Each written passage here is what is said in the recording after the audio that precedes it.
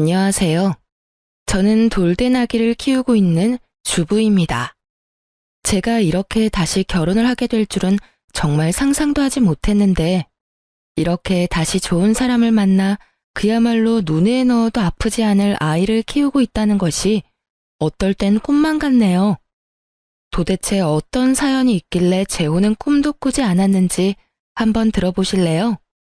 저와 남편은 같은 회사 동기로 서로 어려울 때 돕고 지내니 자연스럽게 만나게 되었고 1년가량 연애하다 결혼을 하게 되었습니다. 남편은 외동, 전 언니만 2명이 있었는데 언니들이 아직 시집을 가기 전이라 처음으로 생긴 사위라며 친정에선 저보다 남편을 더 아끼고 예뻐해 주셨고 시댁 역시 하나뿐인 며느리라고 저를 참 예뻐해 주셨습니다. 그렇게 제 앞날엔 꽃길만 가득할 거라 생각했는데 문제는 제가 전혀 예상치 못한 곳에서 일어나더군요. 당시 남편과 요즘 대부분 신혼부부가 그러하듯 돈 관리를 따로 하고 있었고 생활비 통장으로 일정 금액을 모아 생활하고 있었어요. 번 돈을 각자 관리하니 서로 터치할 일도 없고 좋더라고요. 그렇게 돈으로 언성 높이는 일 없이 평화롭게 지내던 어느 날, 생활비 입금해야 하는 날짜가 지났는데 남편이 돈을 입금하지 않고 있더라고요. 전 대수롭지 않게 남편이 잊었나 보다 하고 생각했고 남편에게 돈을 보내라고 했어요. 여보, 생활비 아직 안 들어왔더라? 시간 날 때 보내놔. 아, 맞다. 알겠어. 조금 있다가 보낼게. 이렇게 철석같이 대답하던 남편은 며칠이 지나도 생활비를 입금하지 않았고 전 마찬가지로 또 잊었나 보다 생각하며 대수롭지 않게 여기고 있었죠.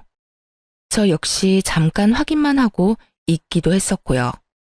그렇게 또 며칠이 지나고 남편과 함께 맞춰 연차를 쓰고 오랜만에 늦잠도 늘어지게 자고서 남편과 함께 늦은 아침밥을 먹고 있는데 휴대전화에 미남 문자가 오는 것이 아니겠어요? 황급히 남편은 휴대전화를 뒤집었지만 이미 전 봐버린 뒤였고 며칠 전이 월급날이었는데 미납이라니 이해가 되지 않더군요. 여보, 나 다 봤는데? 다 봤어? 응, 제대로 봤어. 미납이라니 무슨 미납? 우리 월급 받은 지 얼마 안 됐잖아. 월급은 다 어쨌길래 그런 문자가 와? 저의 직설적인 물음에 우물쭈물 애꿎은 입술만 잘근잘근 씹어대던 남편은 이내 저에게 모든 사실을 털어놓더군요. 그게 사실은 부모님이 힘들다고 하셔서 도와드렸어. 뭐? 얼마나 힘드시길래, 아니, 그래서 얼마를 드렸길래 미납까지 됐어? 그게 매달 용돈을 드리고 있었는데 이번 달엔 부모님이 꽤 큰 금액이 필요하다고 하시더라고. 그래서 그 금액 맞춰서 드리다 보니까 월급을 다 드려버린 거 있지? 나름 계산해서 드렸는데 드리고 나니 내일 돈이 더 있더라고. 저로서는 남편의 말이 이해가 되지 않았어요. 제가 알기론 시댁도 못 사는 편이 아니었는데 굳이 아들 돈까지 다 끌어다 쓴다는 사실이 제 상식선에선 이해가 되지 않더라고요. 아니 여보, 말을 좀 똑바로 해. 그렇게 두루뭉술하게 이야기하지 말고. 아버님 요즘 일 힘드셔? 아님 다른 이유가 있는 거야? 무슨 이유길래 부모가 자식 생활도 되지 않게 돈을 다 가져가시냐 이 말이야. 당신이 똑바로 설명을 해야 내가 돕든지 말든지 할 거 아니야. 저는 도무지 이해되지 않는 상황에 남편을 닥달하기 시작했고 남편은 마지못해 상황을 털어놓더군요. 아버지가 사업을 확장 중인데 거기에 돈이 꽤 들어가나 봐. 그래서 있는 돈 없는 돈 다 끌어다 써서 생활비조차 없다지 뭐야. 그래서 생활비도 좀 드리고 이것저것 필요한 돈도 좀 드리다 보니 이렇게 돼버렸어. 정말이지 미치고 팔짝 뛸 것만 같더라고요. 자식이 부모님 도와드리는 거? 제가 그것까지 이해 못하는 건 아니에요. 아니, 도와주는 말 자체가 성립이 되지 않는다고 생각합니다. 이때껏 키워주신 은혜가 있는 건데 당연히 해드려야죠. 그런데 그것도 본인이 감당이 될 선까지 해드려야 하는 거 아닐까요? 이러나 저러나 제 입장에선 상황이 참 어이없는 것은 맞지만 그래도 어쩌겠어요. 큰 금액도 아닌 돈 때문에 남편을 신불자로 만들 순 없었기에 전 남편에게 돈을 주며 미납금부터 빨리 갚으라고 하며 앞으로 어떻게 할 것인지 물어봤어요. 돈 입금했으니까 그 미납금부터 얼른 갚아. 고마워, 여보. 정말 진짜 고마워. 이번이 마지막이야. 알겠지? 알겠어. 앞으로 이런 일 없도록 할게. 그래. 말이 나왔으니까 하는 말인데 앞으로 어떻게 할 예정이야? 계획은 있으시대? 이미 벌인 사업 어쩌시겠어. 계속 진행하실 모양이더라고. 그래서 말인데 당신만 허락하면 앞으로도 계속 금전적인 도움은 좀 드리고 싶어. 이번처럼 아무 생각 없이 돕는다는 게 아니라 내 능력 되는 선에서 말이야. 솔직하게 말하자면 어이가 없긴 했지만 전 알겠다고 대답했어요. 그 찰나의 순간 만약에, 아주 만약에 저희 부모님이 지금 시댁과 같은 상황에 닥치게 된다면 저 역시 남편처럼 부모님을 외면할 순 없겠다라는 생각이 들어서였죠. 그렇게 생각하니 한결 마음이 유해졌고 전 좀 더 남편을 이해해 보기로 했어요. 그래, 당신이 감당할 수 있는 선에서 신용에 문제 없을 정도로 도와드려. 그리고 생활비는 한동안 내가 감당할 테니까 생활비는 신경 쓰지 말고 당신이 훗날 후회되지 않게 부모님께 잘해. 여보, 정말 고마워. 난 사실 당신이 이렇게까지 날 이해해 줄 거라곤 생각도 못했어. 앞으로 내가 당신한테 정말 잘할게. 그날 이후 남편뿐 아니라 시댁에서까지 제 덕에 위기를 잘 넘겼다며 저를 더 어여쁘게 여겨주시기 시작했고 전 마음을 돌려먹길 잘했다고 생각하며 남편을 도와 시댁 뒷바라지를 열심히도 했습니다. 그것이 다 부질없는 멍청한 짓인 줄은 그 당시엔 꿈에도 알 수 없었으니까요. 제가 시댁 일에 힘을 보태고 있던 그 순간 생각지도 못했던 일들이 친정에 일어나고 있었더군요. 그건 다름 아닌 아빠의 회사가 예기치 못하게 부도 위기에 놓이게 되고 엎친 데 덮친 격이라고 아빠마저 쓰러지셨던 것이었어요.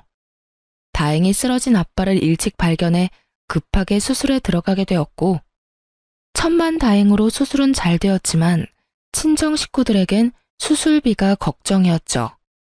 부도를 막느라 언니들이 모은 돈과 언니들의 집까지 쏘아부었던 터라 수술비를 마련하긴 힘든 상황이었던 것이었어요. 시집을 간 저에게까지 손을 빌리고 싶지 않았던 부모님은 이 모든 사실을 비밀로 하고 있었고 아무리 노력해도 돈을 구할 수 없었던 첫째 언니는 결국 저에게 전화를 걸어 모든 사실을 털어놓게 되었던 거죠. 언니, 목소리가 왜 이렇게 안 좋아? 무슨 일 있어? 그게 말이야. 사실은 아빠가 쓰러지셔서 수술을 했는데 입이 안 떨어진다 정말. 뭐? 아빠가 쓰러지셨다고? 언제? 왜 나한테 말 안 했어? 그래서 수술은 어떻게 됐는데? 잘 안 됐어? 아빠 위독하셔? 아니, 수술은 잘 됐는데 수술비가 없어. 사실은 아빠 회사가 힘들어서 나나 둘째나 모은 돈이고 집이고 팔아서 아빠 보태드렸거든. 그래서 부도는 겨우 막았는데 수술비를 낼 돈이. 그런 이야기를 왜 이제서야 말해? 내가 정말 못 살아. 우린 너 시집도 갔고 이제 너도 네 가정이 있는 건데 괜히 이런 일까지 신경 쓰게 하고 싶지 않아서 그랬지. 그런 말이 어디 있어? 시집 가면 가족이었던 사람이 가족이 아닌 게 돼? 일단 수술비는 내가 당연히 마련할 테니까 수술비 걱정은 하지도 말고 있어. 앞으로 이런 일 있으면 바로 연락하고. 그래, 고맙다. 우리 막둥이가 언제 커서 이렇게 든든해졌나 몰라. 나 옛날에 다 커서 시집도 왔거든? 그러니까 언니도 걱정하지 말고 좀 잠이나 좀 자. 보나마나 잠도 한숨 못 잤을 텐데 내일은 내가 가볼게. 그래, 덕분에 오늘은 발 뻗고 푹 잘 수 있겠다. 그럼 내일 봐. 언니와의 통화를 끝낸 저는 가족들이 막막했을 생각을 하니 눈물이 다 나려고 하더군요. 시댁을 신경 쓰느라 친정에 무심했던 제가 한심하기도 했고요. 이런저런 생각들로 눈물이 고이려는 그때 옆에서 모든 말을 듣고 있던 남편이 다짜고짜 저를 붙잡고 화를 내기 시작했어요. 왜 그 돈을 당신이 내? 뭐? 순간이지만 전 제 두 귀를 의심했어요. 나서서 수술비를 내자고 해도 모자랄 판국에 아빠 이야기는 단 한마디도 묻지 않고 그 돈을 왜 내냐고 화를 낸다뇨. 수술비가 한두 푼이야? 적어도 몇백은 좋긴 넘을 텐데. 우리가 지금 그런 돈이 어디 있어. 당신 지금 고작 몇백이 아까워서 이러는 거야? 당신도 방금 옆에서 다 들었잖아. 지금 우리 친정 상황이 어떤지. 있으면 좋은 돈이 아니라 있어야만 하는 돈이라는 거 다 알면서 지금 그런 말이 나와? 알지, 아는데 당신도 잘 알잖아. 지금 우리 부모님도 자금난에 허덕여서 우리가 보탬이 돼야 하는데 장인어른 수술비까지 들이면 어떻게 해? 차라리 그 돈으로 우리 부모님을 도와주면 더 좋잖아. 이 무슨 정신 나간 소리인지 모르겠더라고요. 남편놈은 지금 자신의 입으로 얼마나 미친 소리를 해대는지 모르는 듯 잔뜩 찌푸린 미간이 참도 당당하더군요. 당신 말 잘했다. 당신 부모님 힘들다고 당신이 한동안 돕는다고 했을 때 나 사실 어이없기는 했지만 군말 없이 그러라고 했어. 당신 부담스러울까봐 우리 집 생활비는 내가 다 부담하기도 했고 그게 1년이야 1년. 그 시간 동안 난 당신하고 당신 집을 위해서 내 나름대로 보탬이 되려고 최선을 다했는데 당신은 지금 뭐야? 차라리 그 돈으로 당신 부모님이나 돕자고? 지금 그걸 말이라고 해? 우리 아빠 수술비가 없다는데 당신 설마 우리 아빠한테 주는 돈이 아까워서 이러는 거야? 당신 그 정도로 최악인 남자였어? 아니, 아깝기는. 우리 집엔 자식이 나 하나뿐이라서 어쩔 수 없이 내가 도와야 했지만 당신 집은 아니잖아. 처형이 2명이나 있는데 왜 당신까지 나서서 도와야 하냐 이 말이지. 그것도 우리 집도 어려운 이럴 때 말이야. 전 더 이상 남편과 대화라는 걸 나눌 필요성을 느끼지 못하겠더라고요. 언니들은 자신의 집까지 팔아서 집안에 보탬이 되었다고 말하며 설득할 힘도 없었고요. 아, 다 됐고 당신이 당신 돈으로 시댁 도왔듯이 나도 내가 모은 돈으로 아빠 수술비 드릴 테니까 상관하지 마. 그게 왜 당신 돈이야? 그건 부부 돈이지. 정신 차려. 그게 왜 부부 돈이야? 그건 엄연히 내가 벌어서 나 혼자 모은 내 돈이야. 이런 말 하는 거 치사해서 하기 싫었는데 당신이 당신 돈으로 뭘 하든 당신한테 아무 말 안 했으니까 당신도 내 돈으로 이래라 저래라 입대지 마. 신경도 쓰지 말라고. 알겠어? 제 말에 남편은 입을 꾹 다물고 저를 노려보더라고요. 양심이 있다면 그때라도 자신이 생각이 잘못됐다고 반성이라도 하는 모습을 보여야 정상일 텐데 제정신도 아니고 양심이라는 것도 없는 남편놈은 저를 향해 씩씩거리더니 이내 그 야밤에 자리를 박차고 나가버리더군요. 저도 화가 단단히 났던지라 그대로 나가버리는 남편의 모습을 보며 내가 말이 너무 심했나? 좋은 말로 잘 설득해 볼 걸 그랬나?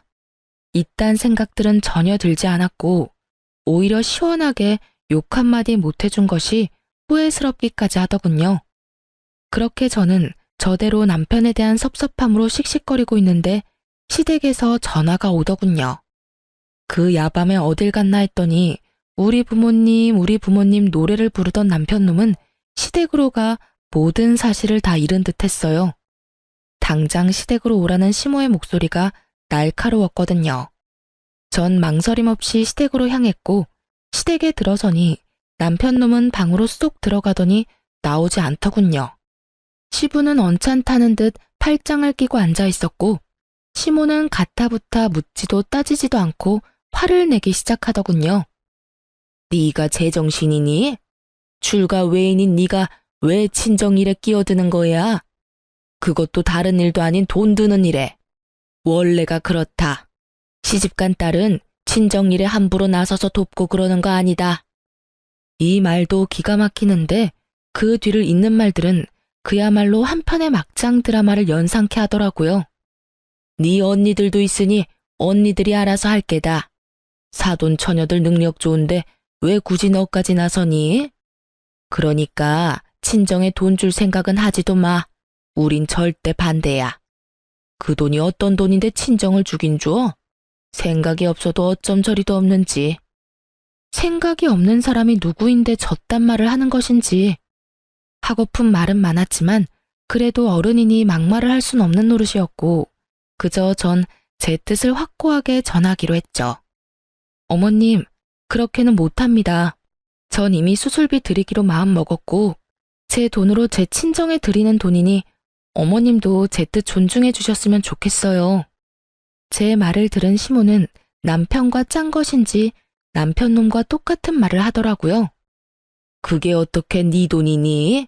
네가 시집와서 우리 가족이 된 후에 번 돈이니 우리 아들 돈이자 시댁 돈이지. 그런 논리라면 그이가 지금 버는 돈뿐만 아니라 아버님 사업으로 벌어들이는 수입까지 다 제 돈도 된다는 말인데 앞으로는 이 돈 저 돈 할 필요 없이 막 끌어다 써도 되겠네요? 그렇죠, 어머님? 그런 뜻 맞죠? 개떡 같은 논리를 펼치는 시모에게 저 역시 찰떡 같은 논리로 맞대응해 주었고 시모는 누구보다 빨리 선을 딱 그어버리더군요. 어머, 넌 말을 참 이상하게 한다. 그건 아니지.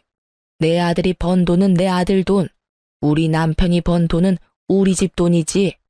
저는 말 그대로 할 말을 잃었고 저의 그런 모습을 긍정으로 알아들은 시모는 더욱 경악스러운 말을 내뱉기 시작하더라고요. 그런데 얘, 사돈 어른은 보험은 드셨다니? 사망보험 말이다. 뭐 그런 보험은 재수 없다고 안 드는 사람들도 많다던데 혹시 너희 친정도 그런 건 아니지? 만약에 사돈 어른 돌아가시면 그 보험금은 누가 타는 걸로 해뒀어? 네 앞으로 떨어지는 게 있긴 해? 돈에 미쳐버린 사람도 아니고 저리 인간 같지도 않은 말을 해대는 것인지 도무지 이해도 용납도 되지 않더군요. 시모의 말을 듣고만 있던 저는 그대로 눈이 돌아버렸고 자리를 박차고 일어나 고래고래 소리를 질러댔어요. 어머님, 제정신이세요? 어떻게 그런 말을 할 수가 있어요? 어머 깜짝이야. 내가 무슨 말을 했다고 이렇게 화를 내니? 버젓이 수술 잘 끝내고 회복하고 있는 사람한테 사망보험금이라뇨? 저한테 떨어지는 돈은 왜 궁금하신데요? 그게 정상적인 사고를 가진 사람이 할 말이에요? 저의 고함에 시모는 너무 놀란 나머지 꿀먹은 벙어리가 되었고 이때껏 방에 숨어 콧배기도 보이지 않던 남편놈이 뛰어나와 저에게 화를 내기 시작하더군요. 너 미쳤어? 누구한테 소리를 질러 지르기는. 이게 뭐 하는 짓이야? 내가 가만히 있게 생겼어? 멀쩡하게 잘 살아있는 사람 사망보험금이 어쩌고 저쩌고 저째? 그런 말을 듣고 가만히 있는 사람이 어디 있어? 뭐 그거 가지고 그래. 죽으라고 고사를 지낸 것도 아니고. 궁금하시면 물어보실 수도 있지. 나도 궁금하다. 그래서 장인어른은 사망보험금은 드셨대? 드셨지. 이때 제 기분이 어땠는 줄 아세요? 하하하, 딱 웃음이 나더라고요. 미쳐버린 인간들 사이에서 있으니 실성을 해버릴 것만 같아서요. 전 눈을 반짝이며 물어오는 남편의 면상을 그대로 주먹으로 때려버렸고 저에게 제대로 한 방 먹은 남편놈과 시모는 저에게 득달같이 달려들어 화를 내더군요. 당신 지금 나 때린 거야? 그것도 주먹으로? 이게 무슨 짓이야? 너 미쳤니? 네가 감히 내 아들을 때려? 야, 발로 확 걷어차서 남자 구실 못하게 만들려다가 많이 참고 참아서 주먹으로 끝낸 줄 알아. 그리고 어머님, 제가 이런 말까지 듣고도 가만히 있을 거라 생각했어요? 멀쩡히 잘 살아있는 내 부모 목숨 가지고 함부로 말하는 인간, 뺨 한 대 정도는 때려줘야죠. 생각 같아선 어머님 역시 가만두고 싶지 않은데 그래도 어른이라 참고 또 참는 거니 괜히 건드리지 마세요.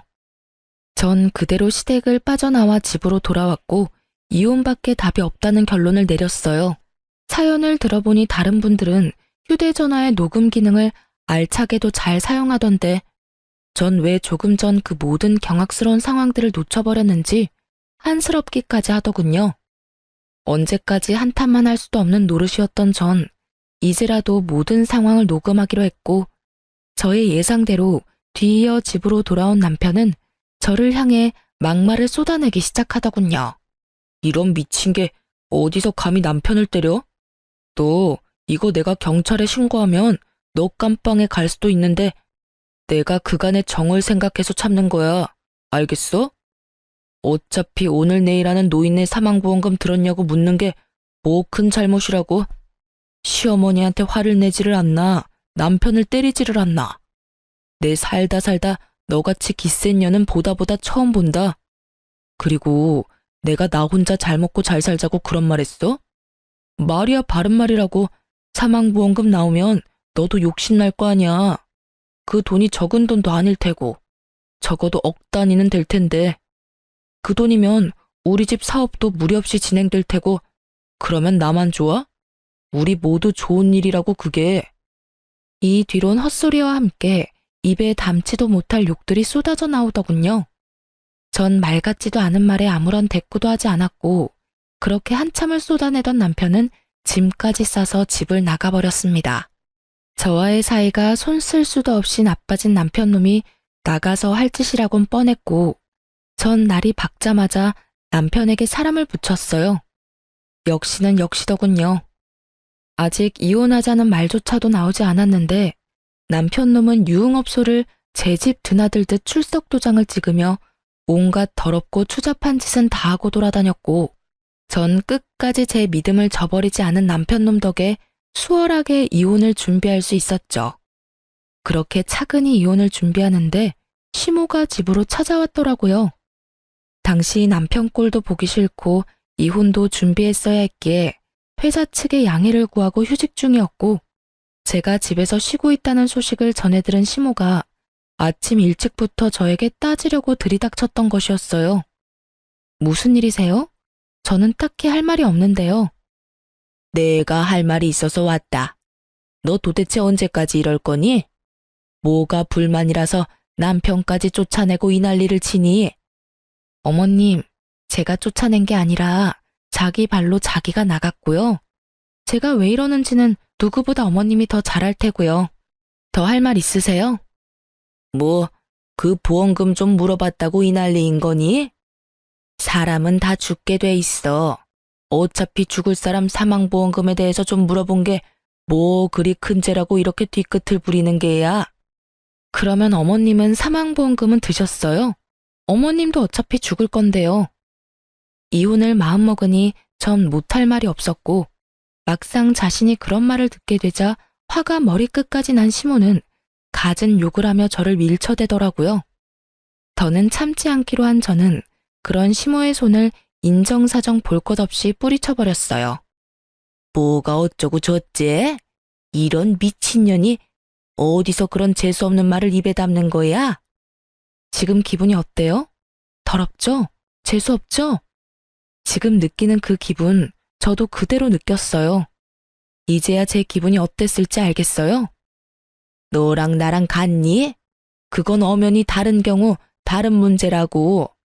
아휴, 다 필요 없고 이제라도 마음 돌려 먹어라. 네가 수술비 따윈 주지 말고 무릎 꿇고 잘못했다고 싹싹 빌면 이혼만은 하지 않도록 도와주마. 너 지금 내 아들한테 이혼당하게 생겼어. 알고는 있니? 들어보니 친정에서 하던 사업도 부도 직전이라고 들었는데 그런 친정하고 연락하고 지내면 뭐하니? 너한테 빌붙기밖에 더해. 그러니까 친정하고는 이참에 영 끊어버리고 우리한테 납작 엎드려서 살란 말이야. 내가 내 아들은 잘 설득해 줄 테니. 이혼하라고 하면 누가 겁이라도 낼 거라고 생각했는지 남편을 설득해 준다고 하며 시모는 있는 유세 없는 유세는 다 부려댔고 그 모습을 지켜보던 전 코웃음이 다 나더군요. 그럴 필요 없어요. 이미 수술비만 아니라 그동안 알뜰살뜰 모았던 돈 다 드렸거든요. 덕분에 퇴원도 잘하셨고 부도 위기도 잘 넘겼다고 하시더라고요. 전 밝게 웃으며 말을 했고 제 말을 듣던 시모는 자리에서 벌떡 일어나더니 역정을 내기 시작했어요. 너 정말 미쳤니? 그 돈이 어떤 돈인데? 그걸 나하고 한마디 상의도 없이 친정에다 다 갖다 바쳐? 그 돈이 어떤 돈이긴요? 제 힘으로 번 제 돈이죠. 제 힘으로 번 제 돈을 쓰는데 어머님이랑 상의까지 할 필요는 없지 않을까요? 뭐라고? 내가 저번에도 말했잖니. 그건 네 돈이 아니라고. 아니요. 정확히 그 돈은 내 돈이고요. 그건 어머님이 아무리 우기고 난리를 부려도 변하지 않는 사실이에요. 혹시 더 할 말 있으세요? 전 없어서 그러는데 이만 가주시겠어요? 제가 좀 바빠서요. 한마디도 지지 않고 맞서는 저의 태도에 약이 오를 대로 오른 시몬은 저를 향해 손을 치켜들었고 전 그 손을 재빠르게 낚아채 그대로 뿌리쳐버렸어요. 제 몸에 또다시 손대는 날엔 어머님이고 나발이고 경찰에 확 신고해버릴 테니 그런 줄 아세요. 악에 바친 저의 통보에 시몬은 뒷걸음질 치며 도망가려고 하더군요. 전 그런 시몬을 붙잡고 진작 싸뒀던 남편놈의 남은 짐들을 던지며 당장 가지고 가라고 말했고 시몬은 왜 이걸 자신을 주냐며 또다시 어이없는 말들을 쏟아내더군요. 나가야 할 사람이 누군데 이걸 챙겨줘? 지금까지야 이혼만큼은 아니라는 생각에 그냥 뒀지만 지금은 아니지 않니?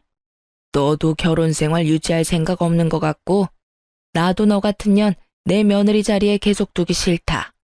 그러니 이 집에서 나가야 할 사람은 내 아들이 아니라 너지. 지금 당장 내 아들 집에서 나가.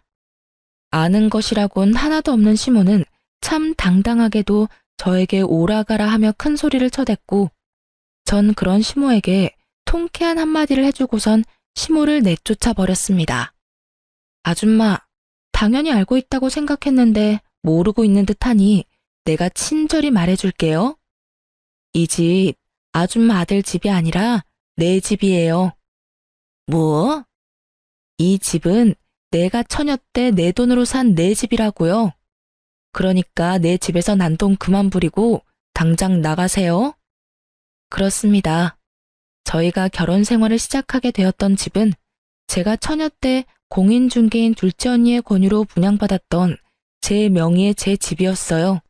결혼할 당시에 대출금이 조금 남았던 터라 함께 갚아나가며 공동명의를 해야 하나 생각도 했었지만 이미 꽤 갚기도 했고 혹시나 하는 마음으로 혼자 대출금을 내며 제 명의로만 뒀던 것이었어요. 매달 나가는 대출금이 부담스럽기도 했지만 이런 상황이 되고 나니 살면서 가장 잘한 일이었다는 생각마저 들었어요. 어쨌든 전 이혼을 위해 변호사를 만나며 지냈고 아빠는 앞서 말했듯이 경과가 좋아 언제 그랬냐는 듯이 건강을 되찾아 태어나게 되었어요. 사업 역시 언니들과 저의 도움으로 위기를 잘 넘겨 다시 정상적인 운영을 하고 있다고 하더군요. 그렇게 모든 일은 차근차근 잘 풀려가고 있었고 친정이 안정기에 들어서는 것을 확인한 저는 변호사분과 함께 본격적인 이혼을 준비하고 있었어요. 그런데 몇 달 만에 연락이 온 남편이 회사 앞에서 보자고 하더라고요. 그 당시 남편은 다시 출근하기 시작한 저와 마주치는 것이 껄끄러웠는지 회사를 옮겼고 전 결혼 이후 처음으로 남편 덕을 다 보며 회사를 다니고 있던 상황이었는데 갑자기 회사 앞으로 온다고 하니 왜인지 불안하더라고요. 그래서 전 제가 남편 회사 앞으로 간다고 했고 그렇게 몇 달 만에 남편 얼굴을 보게 되었어요. 이번엔 정말 발차기라도 해야 하나 생각하며 남편을 만났는데 그놈은 집을 나가던 그때와는 180도 다른 다정한 태도로 저를 대하더군요. 도대체 무슨 꿍꿍이인가 싶어 대충 분위기를 맞춰줬고 생각한 대로 분위기가 잡혔다고 생각했는지 그 더러운 속내를 꺼내기 시작했어요. 저기 여보, 혹시 그거 알고 있어? 집값 말이야. 많이 올랐더라? 아, 그거? 알고 있어. 그런데 당신이 그걸 어떻게 알아? 집도 나간 사람이 집값은 매일같이 체크하고 있었나 봐. 그것도 자기 집도 아닌 집을 말이야. 에이, 무슨 말을 또 그렇게 해. 어쨌든 우리 집 지금 팔아야 하지 않을까? 지금 많이 오른 것 같은데. 우리 집이라는 말이 상당히 거슬렸지만 일단 참고 분위기를 맞춰보기로 했어요. 그쯤 되니 그 뒤로 나올 말이 궁금해서 미칠 지경이었거든요. 그렇지 않아도 겸사겸사 해서 내놨어. 정말이었어요. 이혼도 할 마당에 그 집에서 살 생각도 없었고 때마침 집값도 말도 안 되게 오르고 있었던 터라 팔릴 때 빨리 팔아버리라고 내놨었거든요. 왜 그런 중요한 일을 나한테 안 알린 거야? 왜라니? 화난다고 집 나가버려서 이날 이때까지 연락 한 통 없이 안 들어온 사람이 누군데? 그런 사람한테 내가 굳이 연락해서 알릴 필요가 있다고 생각하는 거야? 아니, 다 때려치우고 당신이 나한테 지금 따질 입장이나 된다고 생각하는 거야? 따지는 게 아니라 물어보는 거지.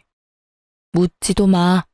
어차피 그 집 당신 집 아니고 내 돈으로 산 내 집인데 당신이 무슨 권리로 궁금해해? 관심 꺼주라 제발.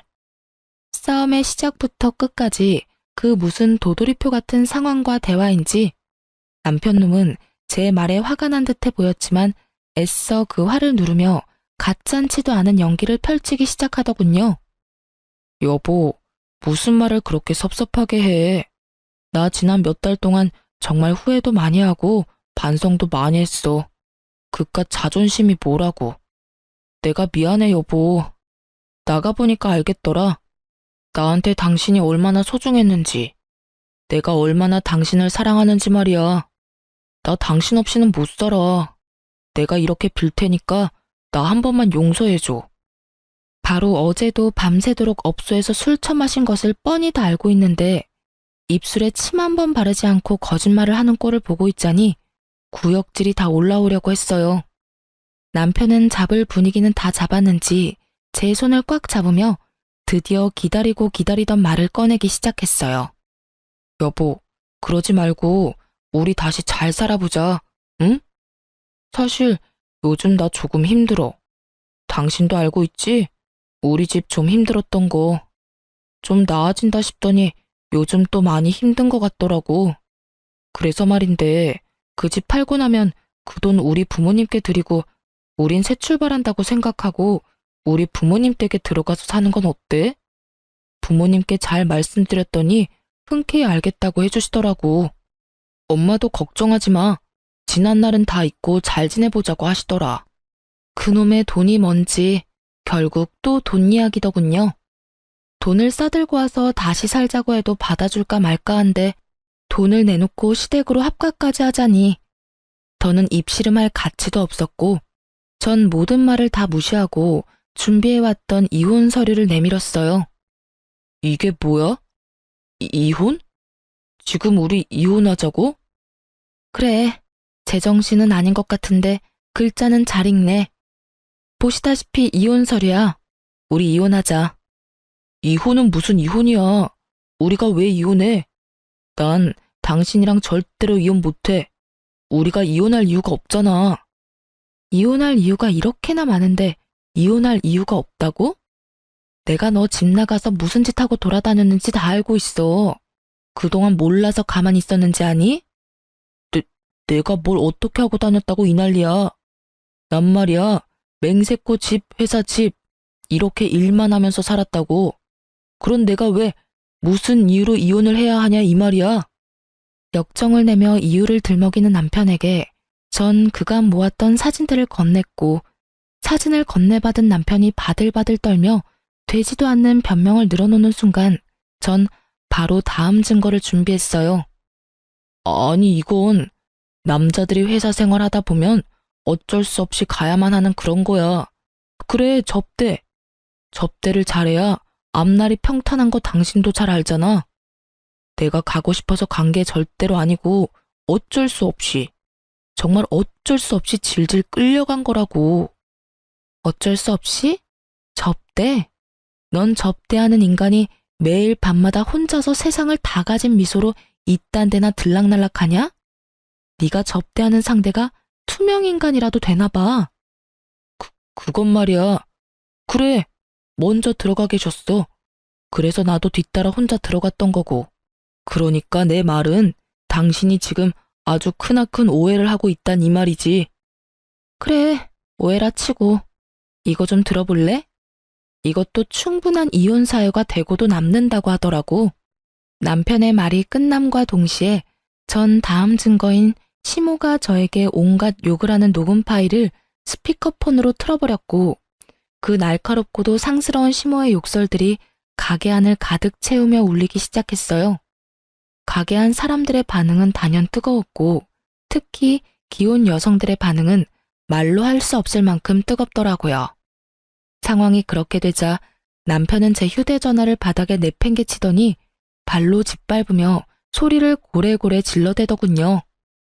이게 무슨 짓이야? 너 미쳤어? 미쳤지? 이딴 걸 왜 녹음해놔? 왜 녹음했겠어? 너랑 이혼하려고 했지. 직접 들어보니까 어때? 네가 생각해도 이건 아니다 싶지? 아무리 화가 났다고 한들 어떻게 며느리한테 이런 욕까지 하냐? 대단하다 대단해. 뭐 그 덕분에 내 이혼은 한결 수월해지긴 했지만. 닥치지 못해? 이거 다 모함이야. 난 너하고 이혼할 생각도 없고 내가 이혼할 생각이 없는 한 너 역시 이혼은 꿈도 꾸지 않는 것이 좋을 거야. 지금 네 앞으로 생긴 돈이 얼만데 내가 미쳤다고 이혼하겠어? 말 그대로 남편이 눈이 돌아 미쳐 날뛰는데 순간적으로 무섭기까지 하더군요. 주변의 시선도 곱진 않았고요. 야, 정신 차려. 여기가 어딘지 잊었어? 여기 네 회사 앞 카페야. 회사 앞 카페에서 네 회사 사람 한 명 정도는 있지 않을까? 너하고 네 가족이 이렇게 인간 말종인 거 회사에 알려줘도 괜찮은가 봐. 남편은 그제야 큰일 났다 싶었는지 재빠르게 얼굴을 가리고선 가게를 나가버렸고 전 액정이 다 부서져 버린 휴대전화를 챙겨 가게를 나와버렸어요. 남편은 이혼을 거부했고 전 그런 상황을 예상했기에 바로 소송으로 진행했죠. 소송 과정에서 어쩔 수 없이 남편의 이혼은 회사에 알려졌고 이혼 사연은 숨겼지만 이미 카페에서 있었던 일을 목격한 이가 많아 숨긴 보람도 없이 더 나쁜 쪽으로 회사에 소문이 쫙 퍼졌다고 하더군요. 아니라고 해명하기엔 아예 아닌 일은 아니었고 그렇다고 무시하기엔 소문이 걷잡을 수 없이 돌아 이혼이 확정될 즈음엔 남편의 퇴사도 거의 확정된 상태라고 하더라고요. 굳이 회사에서 나가란 말은 하지 않았지만 동료들의 외면도 그렇고 하는 일마다 여자 팀원들이 딴지를 걸고 넘어지니 버티긴 참 힘든 상황이라고 했어요. 전 심우와 남편에게 위자료를 받고 이혼하게 되었고 이혼이 확정된 순간 남편의 일그러진 얼굴을 보는데 얼마나 통쾌하고 행복했나 모릅니다. 그렇게 몇 달은 정신없이 바쁘게만 보냈던 것 같아요. 회사 일이 워낙 바쁘기도 했고 이혼하고 나서도 이것저것 정리할 것들이 많아 혼자 정신없이 하루하루를 보냈어요. 그렇게 정신없이 보내고 있는데 전 남편이 퇴사했다는 소식이 들려오더니 어느 날에는 제 회사로 연락도 없이 찾아왔더라고요. 몰골이 많이 상한 얼굴로 눈물까지 글썽이며 그간의 정을 생각해서 한 번만 도와달라고 매달리더군요. 여보, 제발 나 한 번만 도와주면 안 될까? 갑자기 찾아와서는 다짜고짜 그게 무슨 말이야. 나 정말 너무 힘들어서 그래. 내 꼴 보이지? 나 요즘 이러고 살아. 집도 망하기 직전이고 여기저기 끌어다 쓴 돈은 많은데 회사도 그만둬서 돈 나올 구멍이 없어. 내가 오죽하면 여기까지 왔겠소. 그러니까 우리가 함께 살던 정을 생각해서라도 한 번만 도와주라. 응? 정 같은 소리 한다 진짜. 너하고 나 사이에 남은 정이 있을 거라고 생각하는 거야? 내가 도와줄 거라 생각했던 거야? 너하고 네 부모가 나한테 어떻게 했는데 그걸 다 잊었어? 난 너한테 도와줄 돈 같은 건 없으니까 꿈 깨고 네 살 길 네가 알아서 찾아봐. 여보, 그러지 말고 제발 한 번만 도와줘. 내가 다 잘못했다니까. 아직 모르겠어? 당신이 반성하든 말든 이제 상관없어. 우린 이혼했고 당신하고 나하고 이제 남남이야. 그러니까 애꿎은 날 찾아와서 이딴 소용없는 짓거리 하지 말고 이럴 시간에 취업 자리나 알아봐. 여보, 제발. 당신 위자료도 많이 받고 아파트 판 돈도 있잖아. 그러지 말고 조금만 도와줘. 아니, 빌려줘. 내가 빨리 취업해서 다 갚을게. 이자까지 쳐서 갚을게. 각서 쓰라고 하면 각서라도 쓸 수 있어. 이윽고 전 남편은 무릎까지 꿇고 빌기 시작했고 전 도무지 말이 통할 것 같지 않은 전 남편 놈을 경찰에 신고해버렸어요. 제가 경찰에 신고하는 모습을 본 전 남편은 저에게 욕을 하고선 도망을 가버렸고 그 후론 저를 찾아온다거나 연락을 해오는 일은 없었어요. 그렇게 그 지긋한 악연은 끝이 났고 전 위자료와 집을 정리한 돈으로 3층짜리 빌라를 매매했어요. 경매로 나온 급매물이라 시세보다 많이 저렴하게 매매를 해 리모델링도 깨끗이 해서 세를 놓게 되었죠. 시세보다 적은 보증금과 월세로 내놓은 덕에 공실은 빠르게 채워졌고 제일 작은 한 곳만 남아 적당한 사람이 나타나지 않는다면 저라도 들어가서 살아야겠다고 생각하고 있었어요.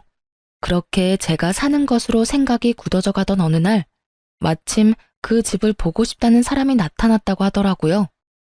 마침 저도 쉬는 날이기도 했고 어떤 사람들인지 보기 위해 빌라로 향했어요.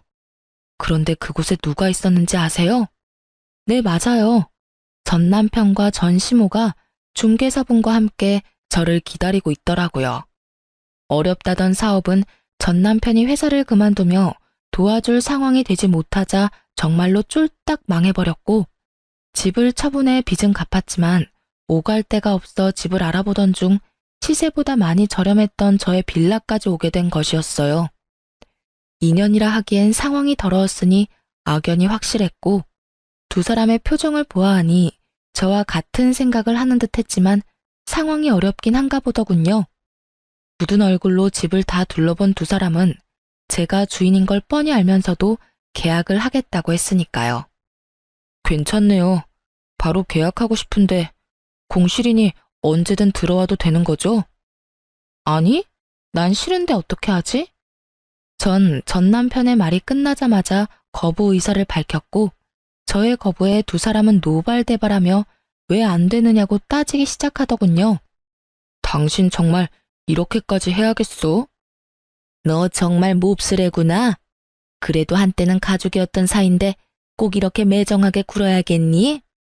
이 와중에도 두 사람은 저를 천하의 못된 년으로 몰기 시작했고 전 두 사람의 말을 싹 무시한 채 중개사분에게 다시 한번 말했어요. 사장님, 다른 사람들로 알아봐 주세요. 네? 그래도 이분들이 계약하신다고 하는데. 이분들이요, 행실이 더러워도 너무 더러워서 세를 줄 생각이 없어요, 제가. 그러니까 다른 사람들로 알아봐 주세요. 들어온다는 사람이 없으면 저라도 들어와서 살 생각이니까 정 안 되겠다 싶으시면 따로 연락해 주시고요. 충분히 의사를 밝힌 저는 자리를 벗어나려고 했고 그 순간 전 남편이 급하게 저를 붙잡으며 무릎까지 꿇고 애원을 하기 시작하더군요. 우리 가진 돈이 정말 없어서 그래. 여기 아니면 정말 길거리에 나앉게 생겼다고. 그러니까 제발 좀 살게 해주라. 조용하게 쥐 죽은 듯이 살기만 할게, 응? 잠깐이었지만 그런 전 남편의 모습이 불쌍해 보였던 건 사실입니다. 하지만 이 한 번의 호의가 또 어떤 결과를 낳게 될 것인지 누구보다 잘 알았고 잘 아는 만큼 뻔히 그려지더라고요. 그래서 전 다시 마음을 되잡았고 애원하고 있는 남편에게 이렇게 말해주었어요. 네가 한 짓을 다 잊었어?